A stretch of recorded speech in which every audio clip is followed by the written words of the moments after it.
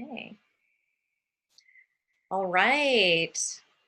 Well, it looks like we're officially live here, Lourdes. Yay. Yay! So I want to welcome everyone. Hello, I'm Bethany Webster, and I'm thrilled to welcome you all to the holiday pop-up group. Thank you so much for being here, and thanks for your patience. We've had some technical difficulties, so thanks for hanging in there. I'm so excited to bring our first guest, Dr. Lourdes Viado, into the pop-up group for our first webinar. And today she's going to be teaching us about the neuroscience of holiday anxiety. We're going to be talking all about what happens in the brain when we get an emotional trigger, and what are some simple ways that we can support ourselves when this comes up, especially this time of year when the pressure is high, the expectations are high. You know, how can we really support ourselves during this time? So I'm so excited to welcome Lourdes, and I'm so sorry that we don't have her video. We were playing around on Zoom and trying to get the video to work, but it wasn't happening. So we figured we might as well just get started, and maybe we can have her come in the group another time to just say hello. But we want to really jump in and share this fascinating material that she has to share with us. Before we dive into that, though, what I'd love to do is just tell you a little bit about her. Dr. Viado, she's a depth psychologist providing psychotherapy and consultation for adults in her private practice in Las Vegas, Nevada. And she also provides mentorship and consulting services worldwide to clients. She uses a Jungian approach in her work with clients, integrating a variety of tools: mindfulness, neuroscience, Jungian dream work, shadow work, metaphor, myth, I love all this, and astrology in her work with clients. This is like amazing. She's also a Myers-Briggs certified practitioner, which is so cool. And Dr. Viado is also the host of the Women in Depth podcast. And it's about conversations about the inner lives of women, what's feared, hidden, uncomfortable, and unknown. So it's super juicy. And I was a guest on her podcast a couple years ago, and I just was so struck by the depth, the presence, the clarity, and the power that Dr. Viado brings to her work and into everything she does. And so I feel very honored to welcome her today to the pop-up group. Thanks so much for being here today, Lourdes. Oh, thank you so much for having me, Bethany. I am grateful for this opportunity. Yay! And so what I'm going to do before we jump into our material is I'm just going to go over to the Facebook group and make sure there's people there. Yay! Everybody can see us. Hello! I'm so glad you guys are there. Hi, welcome, welcome. Okay, perfect. So should we jump right in? Yeah, let's just jump right in. Let's just jump right in. Great. So tell us about this topic. Is this something that you deal with a lot with your clients in your private practice? I do because actually, as we go deeper into this, you'll see that there's a connection between shadow and a Mm. certain type of anxiety. And for me, when I learned about this, it was really helpful in understanding some of the physical reactions, the sense of being out of control, or out of the blue angry responses or feelings. And when you're in the grip of a complex or a shadow, and it's coming from your unconscious, there's a sense of being out of control. Later on, you look back at it and you kind of ask yourself, what came over me? What was that about? And sometimes even, with, really searching, looking deeply, being open, it's really hard to find, what set me off? What was that about? Nothing even happened. And so I was really excited to find that there's a connection to this experience in neuroscience. And it also deepened my understanding and my way of being able to support those who are dealing with anxiety. So that's how I found my way here. That's fantastic. I love it. And what I like to say to my clients and the people in my course is that, triggers are opportunities, right? It's like we have to feel it to heal it. And it seems like there's something powerful, an opportunity that's happening. The more we understand what's happening, the more we can not just replicate, an old programming, but actually support ourselves in kind of changing the way we experience these situations. Yeah, absolutely. Great. So I'm just going to dive in then. If Yes, please yeah, do. okay. So there are there are two parts of our brain that are connected to the experience of anxiety. One of them is the amygdala, and it's a small walnut-shaped part of the brain that's near the base of your neck. And the other part is the prefrontal cortex, or the cortex, which is the newest, most developed part of your brain. It's in, where your forehead is, just in that general vicinity. Um, Now, the cortex is the part of your brain that has to do with logical thinking, cause and effect, reasonableness. It's also the part of your brain where imagination comes from. Mm. So the way that you can experience cortex-based anxiety is, for example, through your thoughts and beliefs. So I should put the Christmas lights up. Okay, I'm a bad daughter. I'm a bad daughter, mom, sister, because I didn't go over to my family's for the holidays. Um, So that's the new Thoughts, brain. That's the new brain stuff, thoughts yes, and feelings. yes, Okay. yeah, or things like I will hurt my mother's feelings if I only stay for an hour. Mm. When you think of kind of like that standard anxiety where it's your thoughts and you can't stop thinking about something, and you're thinking things like, for example, you give meaning to something like, Mm. if I don't do this whole 12-course dinner for the holidays, I'm a failure. I should do that. It's the part that says what if all the time, the worrier. What if I am, going to totally disappoint my children if I don't, bake all these homemade cookies for their Christmas party? It's the judge. Right. How could you not call your parents? How could you not help your mother with Christmas? It's Christmas. What's wrong with you? It's that critic that is talking. And often the judge or the critic is also an actual voice from our childhood.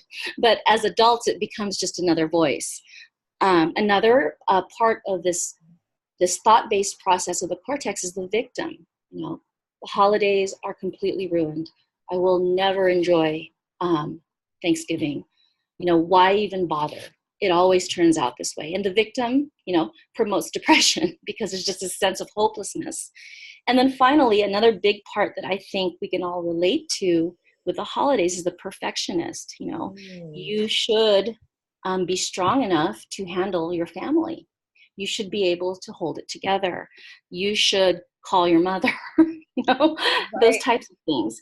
And so those are the types of thoughts we have when it's cortex-based anxiety. And in general, not all the time, but generally speaking, you can do things like reframing your thoughts. What am I thinking?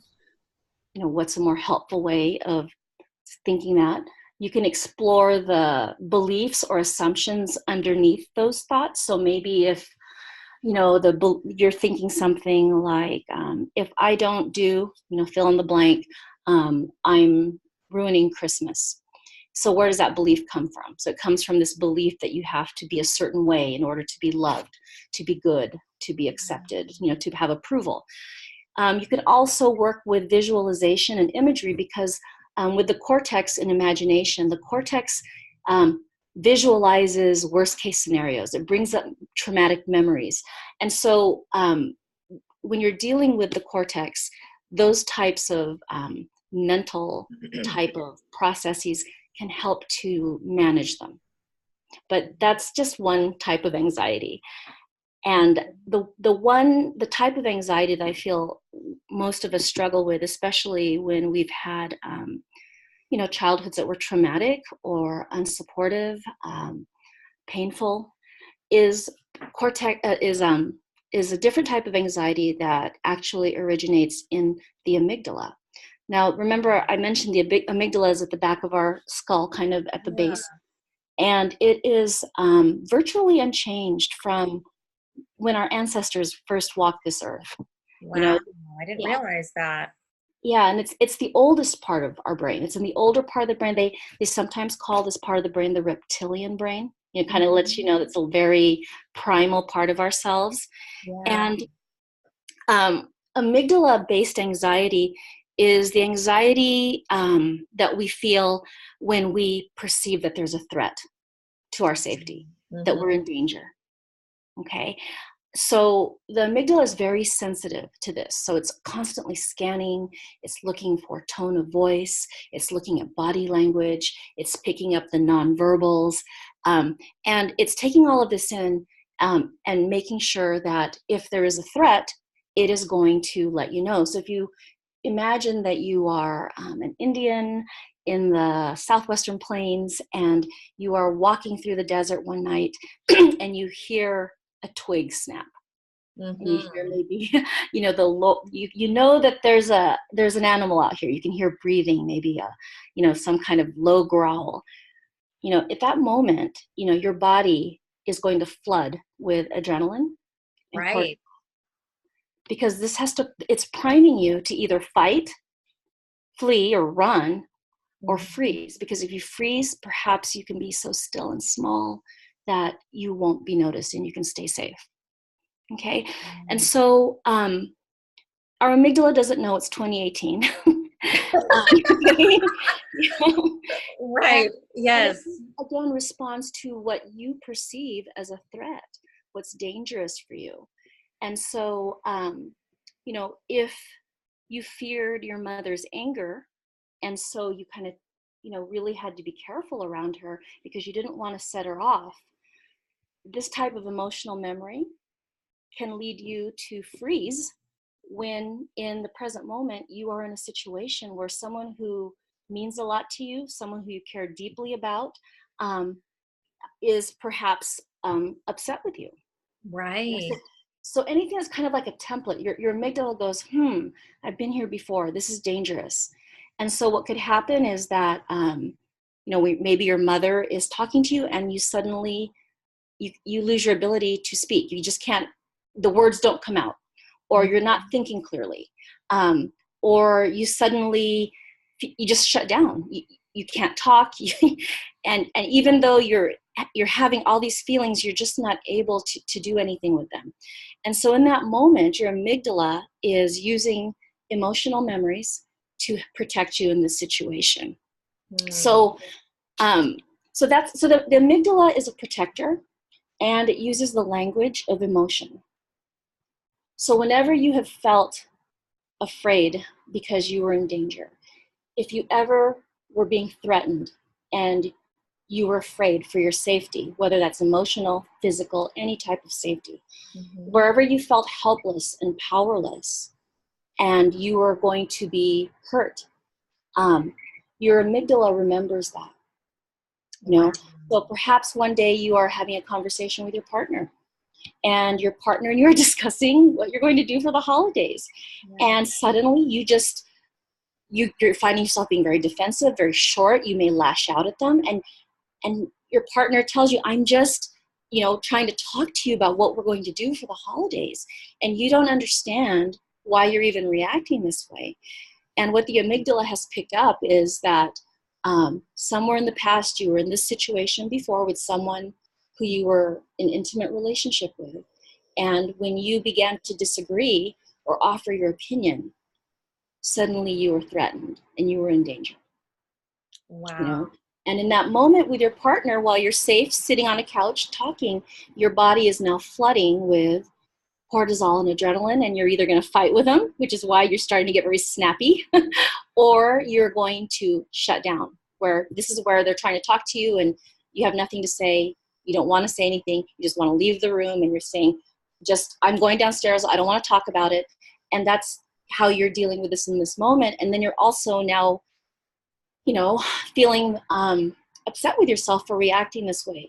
So that's just one of the ways that we experience the amygdala-based anxiety. Wow. Wow. Thank you. I just want to pause you for a second because that is just so powerful. I want to go to the Facebook group and just see, can anybody relate to anything that Lourdes is sharing about, you know, the cortisol? I'm sorry, what was the first one you said? It was the cortex, the prefrontal cortex. The cortex-based anxiety and then amygdala-based anxiety. Right, right. So the cortex-based and the amygdala-based. can anybody relate to these? I'd love to hear some comments from you around the amygdala example you just gave, Lourdes, was really powerful. About, you're talking about the holidays. It seems like this very innocuous thing. And then all of a sudden you find yourself flooded with cortisol and you're snapping at your partner and you want to leave the room. Yeah.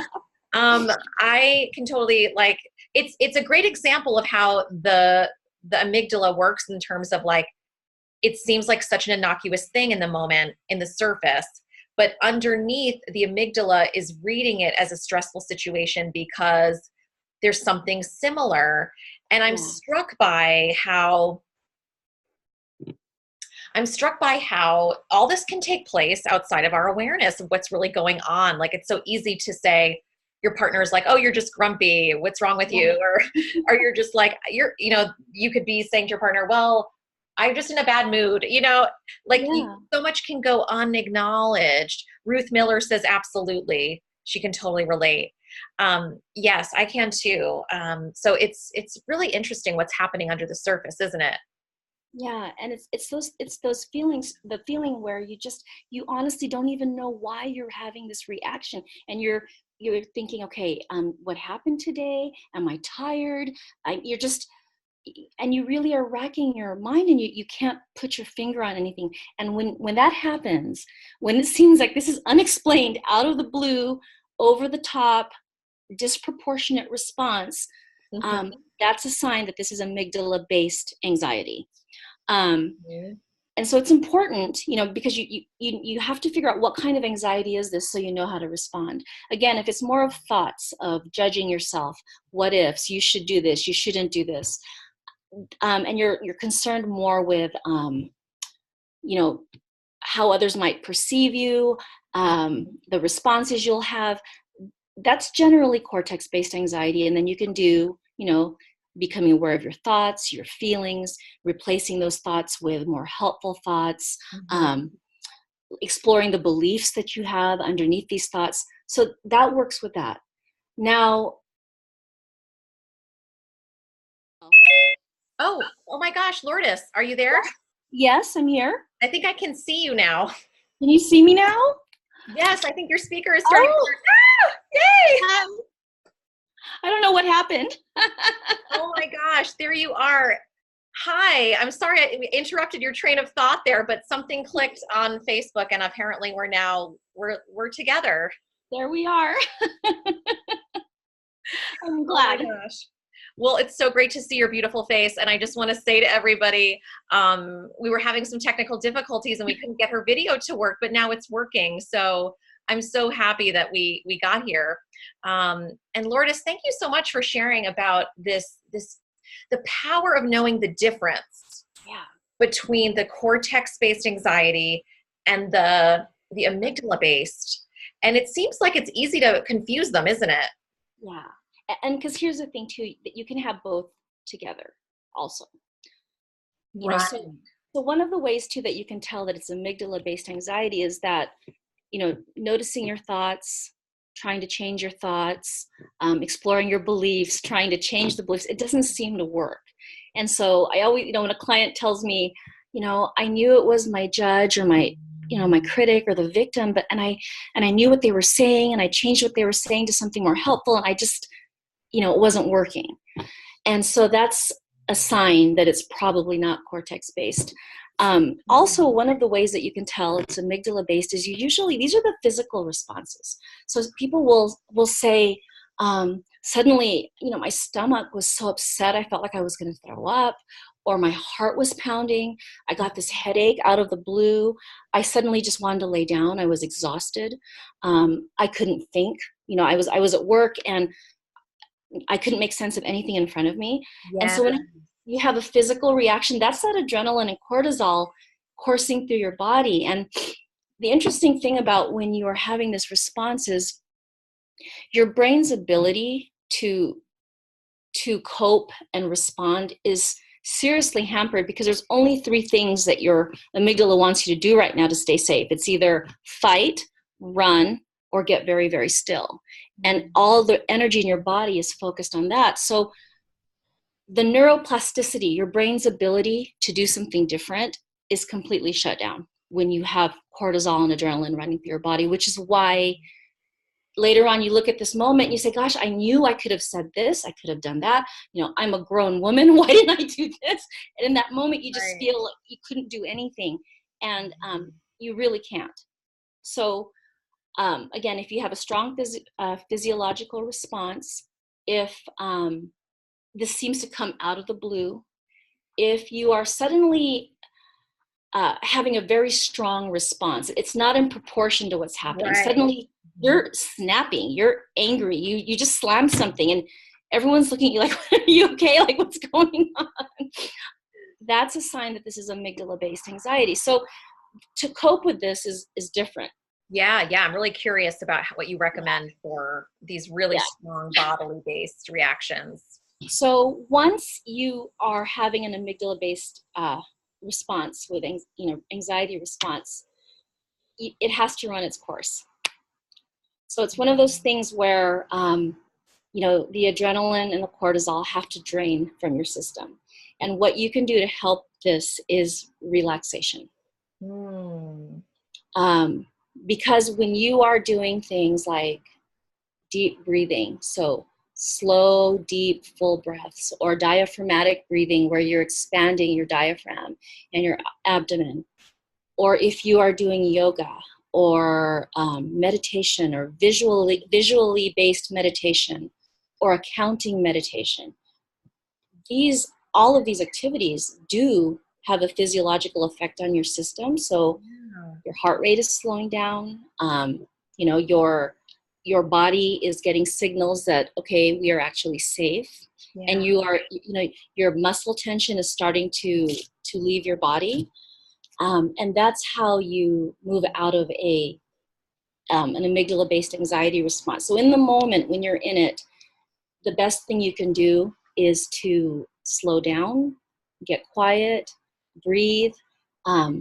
If you can, exercise, because that adrenaline is running through your body, and through exercise, you burn it off. So it's another thing. You go to the gym or take a walk or, something, go for a few laps in the swimming pool. That will also be really helpful. And then of course, go ahead. Oh, sorry. I just want to pause you for a second. I love this information. This is so powerful. And I think it's great. It's a great tool to make a distinction between, and like you said, we don't always know for sure. Like they both could be happening at the same time. So it sounds like the more things we have in our, I don't want to say arsenal, but the more supports we have available, the more we can probably address what's happening. But I was also just going to say something about what you're saying. What was I going to say?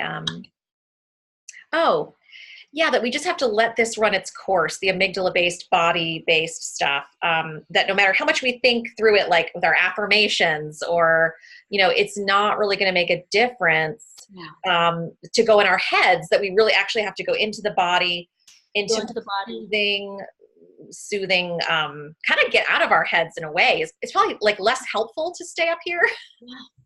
Because you're having a physiological response. It's your body that's triggered, and so you have to start with your body to bring that response down, and just let it pass. It sounds like the more you relax you can be, the quicker it will pass. Yeah. And then the other thing you can do, because, so there's nothing you can do once it's happened. I tell my clients, it's almost like you called 911 and that you told them something really dangerous is happening. So they've sent the SWAT team and you can't unsend them now. They're on their way. Right. You can't say, oh, no, it's actually, it's just my amygdala. I'm actually really safe. I'm not in danger. They're going to show up and then you just kind of have to let that, unfold. But there are things you can do to prevent an amygdala-based response and to lessen the intensity. So, going back to the language of the amygdala, the amygdala speaks the language of emotion and experience. Mm-hmm. And the reason the amygdala is so good at this is because every time you were in a dangerous situation, it took that information, stored it stored how you felt, it stored the situation, so that now it's actually anticipating things like this, which is why it's Thanksgiving and you're already, upset about, having to see your family for the holidays, and so in order to begin to retrain your amygdala, you have to use its language. So, for example, let's say that you are really dreading, having to meet with your mother to figure out who's going to do what for the holidays. Just feeling a lot of, physical responses from this. And so the first thing that's important is you have to not avoid it. When it comes to amygdala-based anxiety, these are things we tend to not want to do because it's upsetting. We just feel a certain way and we just don't even want to think about that or do that. Sometimes we just distance ourselves because we feel out of control. We don't like how we act, the things we say. And so in order to retrain your amygdala, you have to give it a new experience. So you actually have to move towards this, and prepare yourself that, this is going to be a very triggering experience on a deep, deep level. However, I'm going to maybe instead of meeting with my mother to find out what we're going to do, maybe we can have everyone in the family come up with ideas and then we can all vote on them. We'll change the experience.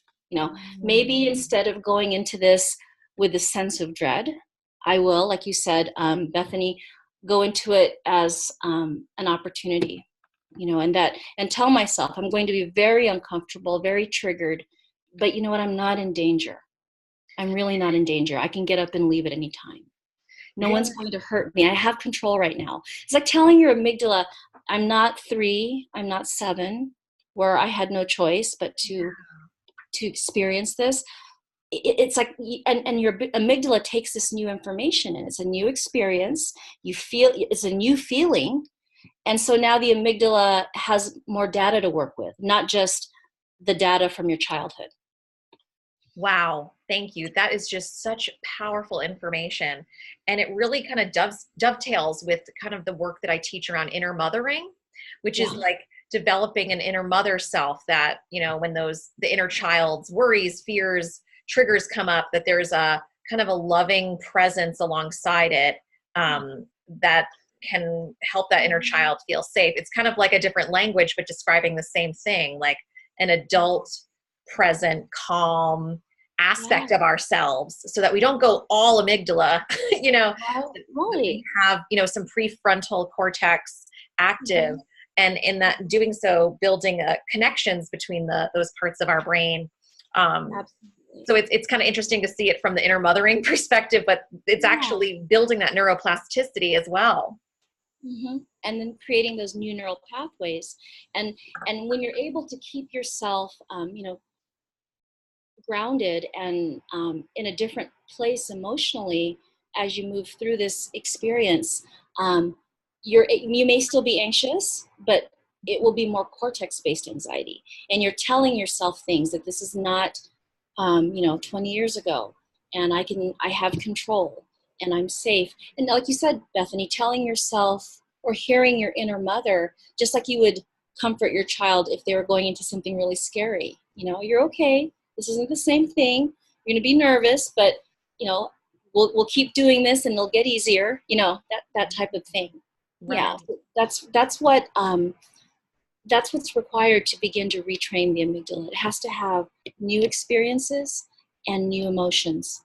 And that is how you start to lessen the intensity. And because of this, there's this turning towards, it's not avoiding the situation. So it's even, where you are tired of pretending to your mother that you're Catholic or whatever religion she wants you to be. Okay, I'm guilty here. Okay. You just, decide you're going to face the dragon and say, you know what, Mom, not doing midnight mass. Actually, I'm not doing any mass. And so you are not, you're not avoiding that anymore. You are facing it and having a different experience. And then that again lessens that amygdala response. And you will have less and less of those times when you just feel like you're just taken over by something or feeling out of control. You'll have less of those I don't know why I'm feeling that this way. This just came out of the blue. Okay, I want to ask you about that, because that sounds really interesting to me. That so it's not just about, we don't want to avoid it because it's always going to be there, right? Like a waiting time bomb, it's going to go off if we don't address it. But it sounds like what you're saying is that the amygdala gets accustomed to working on things, and so there's less of a, almost like it doesn't build up so much, like it's ready to, like a hair, what's that word, hair trigger, Yeah, yeah. where something could go off. So that's really interesting. And the other piece of this, too, just to bring in some more of the neuroscience, um, our brain has all of these neural pathways, and the more you do something, the stronger that pathway gets. And a good metaphor is like a superhighway with 6 lanes, a toll lane, all these on ramps, off ramps, and it just runs really well, really, really fast. And so perhaps one of the things that you do really well when you're anxious is you begin to really just be very harsh with yourself, that critic. I can't believe you did this. Why did you do this?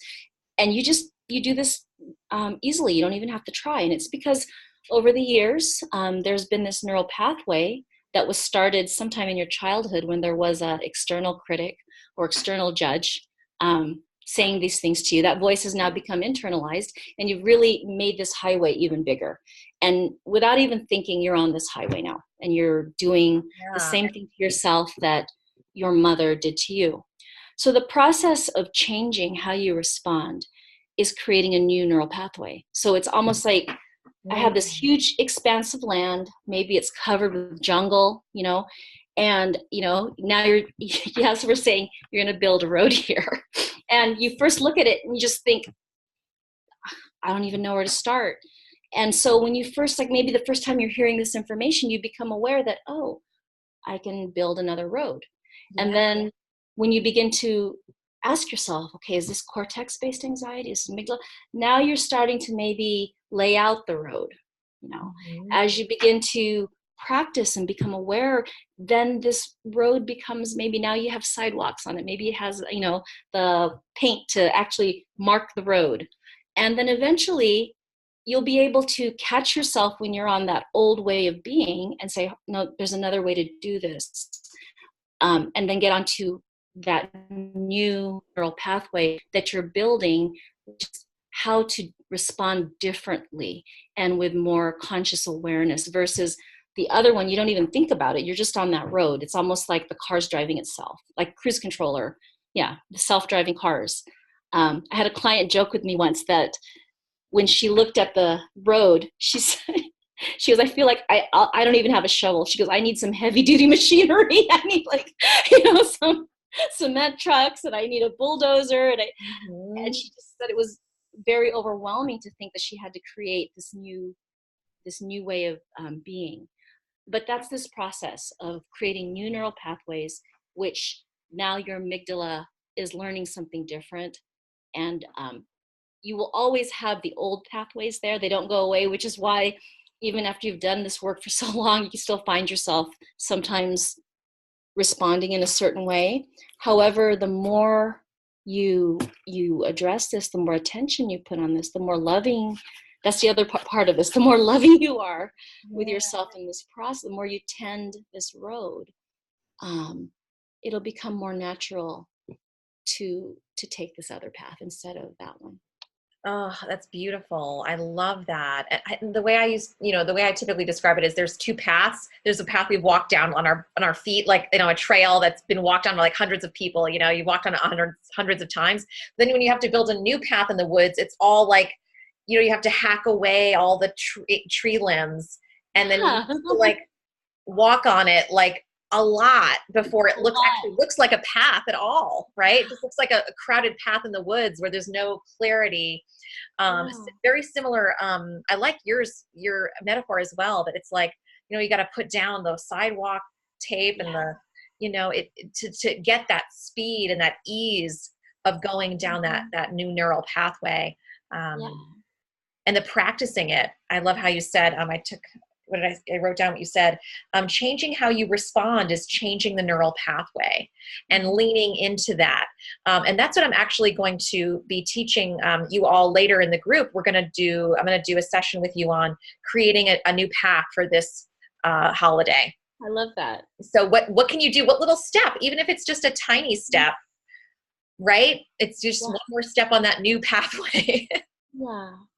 And I think, I don't, I can't speak for everyone, but I know that for me, when I would find myself in the aftermath of amygdala response, feeling really hard on myself, for how I reacted or what I said, Right.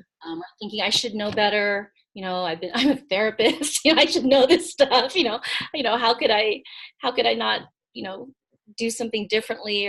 And so we can start with being very compassionate with ourselves after we respond.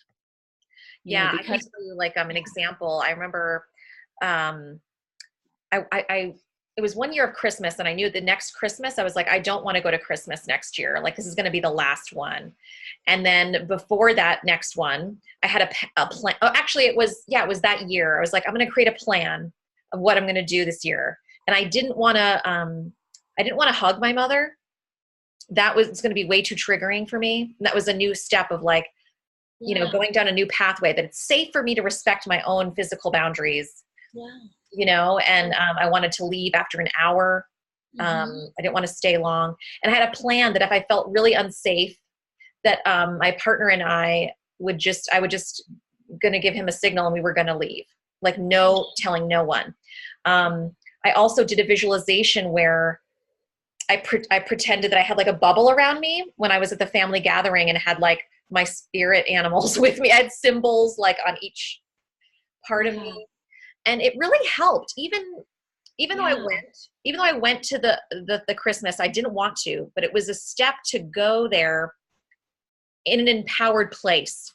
Yeah. So that's turning toward it, not avoiding it, and approaching it with a different emotional mindset, emotions in a different space emotionally, and a different mindset, and creating a new experience of this. So you really were shifting how the amygdala, interpreted Christmas with your mom.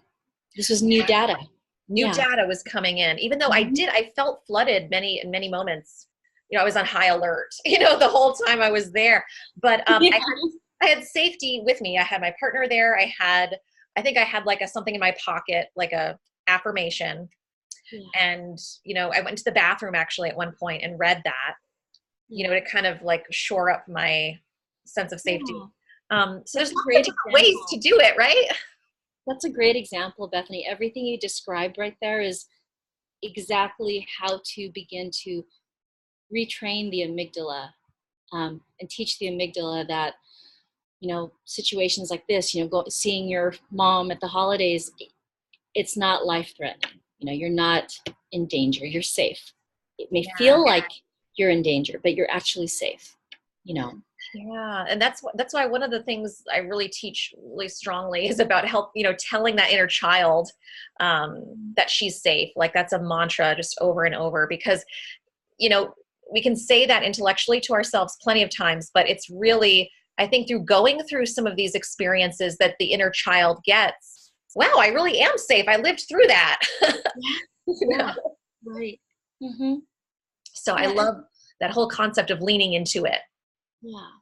And also, when you're flooded, when you're triggered, because a lot of times I think that's hard for us to experience and be in. And maybe if our loved ones don't understand that either, they also are confused. For me, I found it very comforting and reassuring that, okay, my brain is doing what it does when it thinks I'm in danger. So, I am flooded with adrenaline and cortisol, so I can't think straight right now. I can't talk. I'm sweating. My heart is pounding. I just, I feel like I'm going to throw up, or I have a headache. And understanding this is my body's way of, raising the alarm to keep me safe. And so I'm not also upset with myself for everything that's happening to me. Instead, now it's okay. I know what's happening. I need to go breathe. I need to be still. I know what to do with this. Yeah. Thank you so much. That's such a great point, is this whole emphasis on self-compassion, because, you know, the amygdala getting triggered is just, it's trying to keep you safe. It's showing you've gone through something really, really disturbing, you know, at some point in your past. So you're just, you know, there's no reason for judgment at all. Now, I wanted to ask you about one thing. There's the freeze response as well. Like, we're very familiar with the flight and the fight, but the freeze is a little different, isn't it? Because we go still, and I've had this response. I've had to work through this. It takes a while. Where the frozen place is, for me, has been a hard one, because it's like, it feels impossible to move. Isn't it? You know? Or talk. You just, yeah. And so, you know, again, that is, you know, your amygdala learned that there was a time where the best thing you could do, and for most children, this really is what most children can do, is stay small, be quiet, don't attract attention, maybe disappear. Yeah.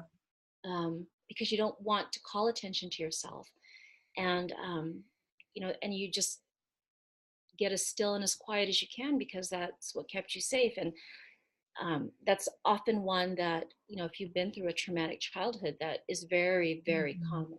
And if you add any other type of trauma to that, any type of sexual assault, molestation, that freeze response, that really becomes a challenge. And, you know, and it's really confusing too, because, you know, and I don't want to get too off topic, but, you know, we can sometimes find ourselves in situations that are dangerous, you know, and, you know, maybe we're on a date with someone who is really not safe for us, and we freeze because, you know, so it's just really understanding that your amygdala is not able to discern. It just senses the danger, and it does what it does best, and what it did for you when you were young that kept you safe. And so again, if you're freezing, it's relaxation again. Yes. Yeah, and there are different things you can do. You know, of course, there's the breathing.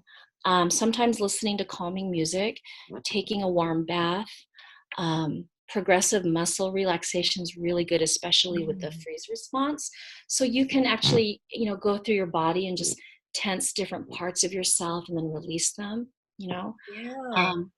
Or you can do a muscle inventory where you just feel like, okay, it's my neck is where I'm feeling tension, or my back, or I'm feeling, you know, like I'm not really breathing. I'm like kind of holding my breath. Right. So I like that too, because you're putting a focus out of your head and into your body. So when I've had moments like that, I do things like very simple actions, like putting lotion on my hands, or just doing the dishes, or even just like sometimes even just like touching my body, like I'm here.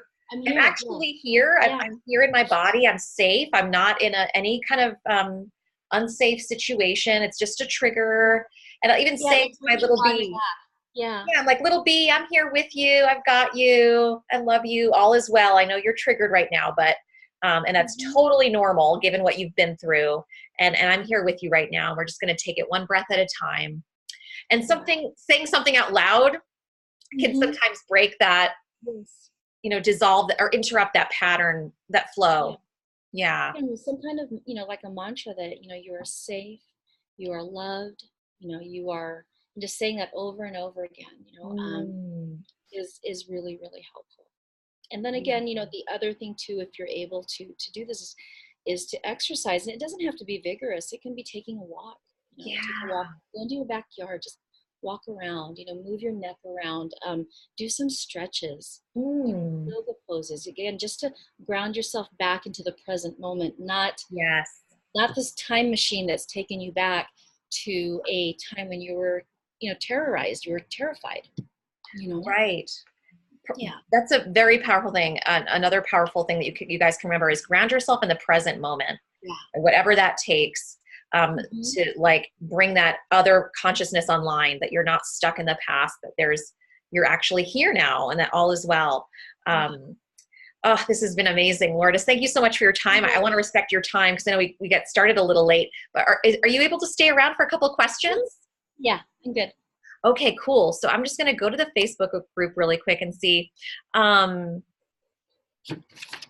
Okay, does anyone have any questions for Dr. Viado? I would love to ask you if you have any questions. I see Sandy has a question for me. She says, Bethany, is your mother continuing to be difficult with you, or is this a reaction you have from past experiences? Actually, this was from past experiences when I was having these reactions. So it wasn't like she was in my current life. I haven't had contact with her for years. So this can happen just through triggers of, from the past. Dr. Viado was saying, it could just come from a trigger in the present. And that's really what I was dealing with when I was getting those frozen reactions. So not even a present trigger. One thing, can I share an example maybe? Yeah. So one of the things that I noticed with myself is if my husband would point out something and I was wrong, or I hadn't gotten it right, and I would get very defensive. I would almost be arguing, and he was just pointing out that it was actually something else, or what about this? And I really didn't understand why I couldn't receive that information. Like, why am I? He's not attacking you. He's not criticizing you. He's just saying, no, it's actually this, or I found this out instead. And I realized that when I was little, I was safe if I was getting things right. So I had to make sure that whatever I told my mom, whatever I said to her, whatever I did was the right answer. Yeah. And so because I was thinking, why do I have such a hard time, when my husband points out that I might be off on something, and he does it in a very gentle way, and I'm just, and it's really interesting that, okay, so, when I was younger, staying safe, being loved, depended on me being sure that whatever came out was what she wanted to hear, so. Wow, great insight. And so were you able to work with that so that now when he just points out something, that it's less threatening to your little one inside? Yeah. So now when, I know that this is going to happen, it's that old neural pathway that's here, but it's still there. And so my husband's also really helpful. He says, okay, let's talk about plans for the trip, and maybe some other, and we kind of laugh about it, and he'll say something like, I love you and everything's okay. And, it doesn't matter, what we talk about, I love you and you're more than enough. And that just brings me back into the present moment, that I'm not interacting with my mother, I'm interacting with my husband, that type of thing. Totally. I have a similar trigger that I've worked through with my partner, where she would tell me her feelings, like she wasn't feeling well, she was sad or upset about something. And I would start to take it like, I would kind of shut down a little bit, because I was taking it like it's something that I had to do. Like I had to fix it. I had to take it on. I had to absorb it, because that's what I had to do with my mother. So I was kind of my mother's caretaker, confidant, kind of surrogate spouse. My father was off, so I was the only one that was there for her. And so I was piled on with all kinds of adult worries. And I realized, that was what was happening with her. Was she was just, she wouldn't want me to solve anything. She was just kind of sharing like what her challenges were. But my inner child was just thinking, oh no, I have to solve all this, Isn't that amazing? That's a great example. Yeah. And it's such a great experience. We talked about it, and now she just tells me, just so you know, you don't have to solve it. Like for a while, it was just like, she would preface it with, you don't have to solve this. This is not your issue. Not your problem at all. I just want to tell you how I'm feeling.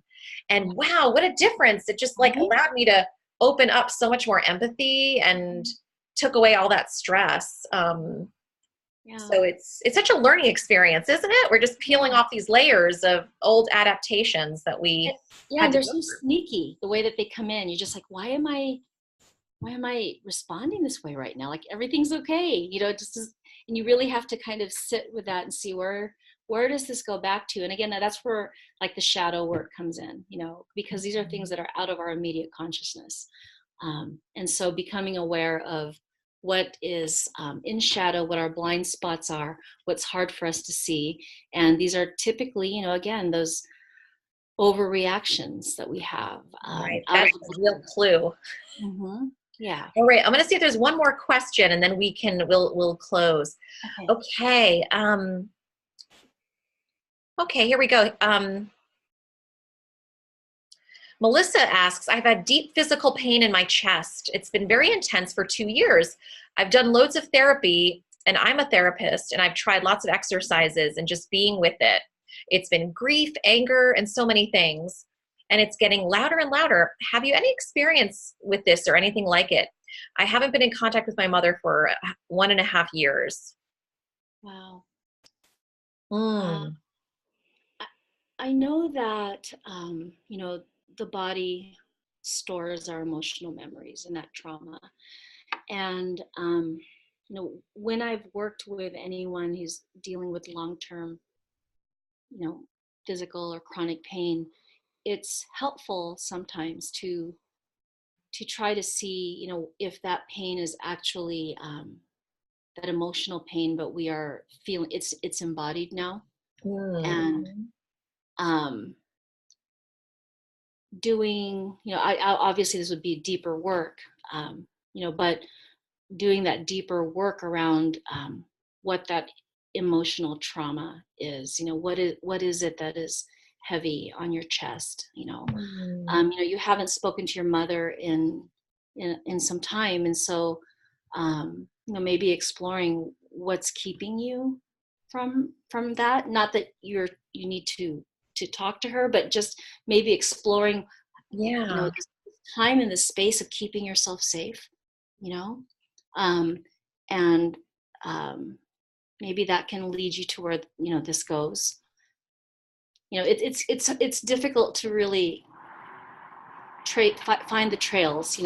Yeah, it's almost like you have to get more info, and then and usually the clues start to reveal themselves. Yeah. One of the things that I find helpful too when you're with situations like this is bringing in dream work, working with your dreams, Mhm. um, as much as you can. Bring in play. Mm. Whenever you're in a playful state or a creative state, you're in that present moment. So working with clay, painting, body movement, um, something where you are really just like a child in that moment, and you're unself-conscious, and you're not concerned with how this is going to look or turn out. Is that process, because this also can help to access maybe what regular conversation can't quite get to. I Mm. had a client who actually enrolled in at a dance studio in her town, where they had like the pole dancing, you Yeah. know very sexual dancing with the body. And it was very unlike her to do this, but she just intuitively felt that this would help her to get to these deeper levels within her, because of experiences and religion. She had, it had affected the way she felt about her body and the way she was in her body. And so she thought, what other way to really move my body, but in this very erotic sexual way. And it was amazing what that opened up for her. So Wow. I think that we have to look at other ways in sometimes. Totally, Yeah. totally. Yes. And then we had one short other question that said, Hi, I have a question about emotional flashbacks that cannot be fully understood that may seem pre-verbal. Mm. Would you recommend the same approach as the freeze response to dealing with these possibly pre-verbal, or anything different around that? So do you mean anything different than the freeze response as to what you do with the freeze response? Is Yeah, that? I think that's what she says. Yeah. Would you recommend the same approach as this freeze response? Yeah. So these are flashbacks or emotional flashbacks. They're. Yes, that's what she said. Would you recommend the same approach as this freeze response? Oops, hold on one Yeah. sec. Okay. There you go. Yeah. Again, I would go back to that. Using other ways to find out what this is about. So Hmm. keeping a dream journal. I keep going back to dreams, but dreams are Yes. so powerful. I Mhm. a lot of times when I'm stuck, or if I'm stuck, or with a client, if we just go back to the dream work, it's very powerful as far as bringing the unconscious into your conscious awareness. Right. So that is always an excellent way in, kind of my go-to with these things, because dreams don't tell you what you want to hear or what your coach or therapist wants to hear. It tells you what's going on within your psyche exactly as it is, which is what is so powerful about dreams. When you work with dreams, I feel like you get to the heart of things way more quickly than just talk therapy. So that's what I would suggest, is beginning to track your dreams, beginning to do the work of remembering your dreams, because your unconscious is like a muscle, and the more you pay attention to it, the more it'll pay attention to you. So a lot of times people will say, I don't dream, or I don't remember my dreams. So it's about setting this intention that, I want to be in relationship with my unconscious. I want to hear what my unconscious is telling me. I'm open to that. And, you set that intention, and you set that stage, and eventually you will begin to remember your dreams, and more of your dreams, and more detail, and you'll begin to be dreaming all the time. So that's what I would suggest for that. That's awesome. Thank you so much for mentioning that. I notice that a lot when people start my course. It's like they don't really remember much of their childhood, or things aren't very clear, but then, but they get like to module 3 or 2 or 3, it's the subconscious is really opening up, and they're getting dreams, they're getting memories, are opening up. And I always say, trust your process, because, your subconscious starts to realize that you're serious. You really do want to know this. It's going to show you, and at the right time, like when you're ready. Yeah. And the other thing too, if you would like to work with someone, find someone who does body work, or who does sand play. Sand play is, it's not for kids only. It's, working with the sand and using miniatures to create your world, and you're in a state of play.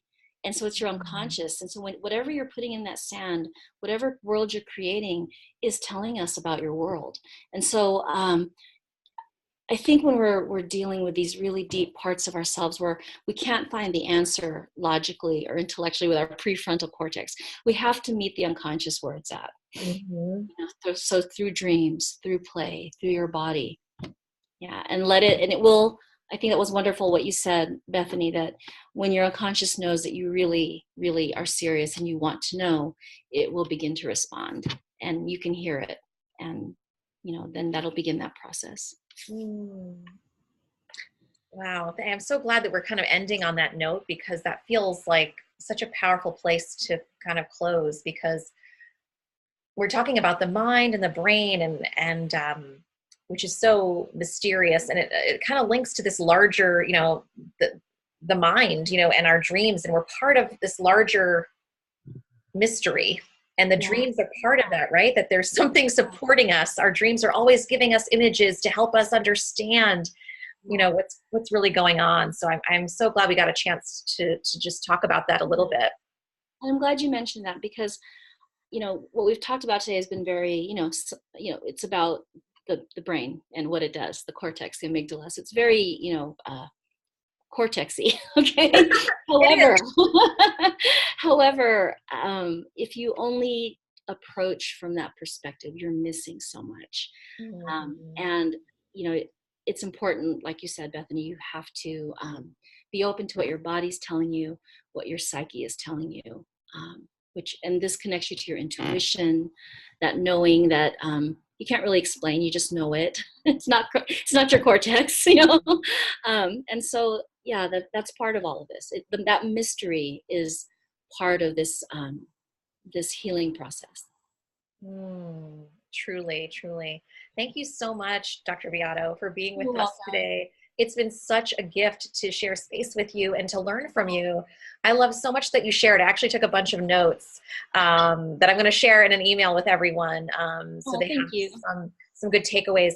And I just want to mention again that Lourdes hosts the Woman in Depth podcast, and you definitely want to subscribe to that. She's got amazing interviews, so many of them. You've interviewed so many people, and they're all so deep and rich. So I highly recommend that you all go to her website. It's what's your website URL again? It's lourdesviado.com. There we go. And, yeah, and the web and the podcast is there. And also, if they're interested, there's a life alignment exercise that you can sign up for. And there's also, if you want to do some deeper shadow work, there's a introduction to shadow, meeting your shadow 5-day self-guided course that's also available. Ooh, I didn't know you had some fun tools on your website as well. So that's great. Everybody go check those out. And I hope you got so much out of this. I know I did. And Lourdes, have a wonderful holiday season, whatever you're up to. And thank you so much again. I so appreciate you. And it's just really been a joy to share space with you. Thank you so much for the invitation. And I'm honored and grateful, Bethany. And best wishes to you too for this holiday season. Great. We'll stay in touch. Be well. Okay. Okay. Bye-bye. Bye. Bye, everyone. Bye, everyone.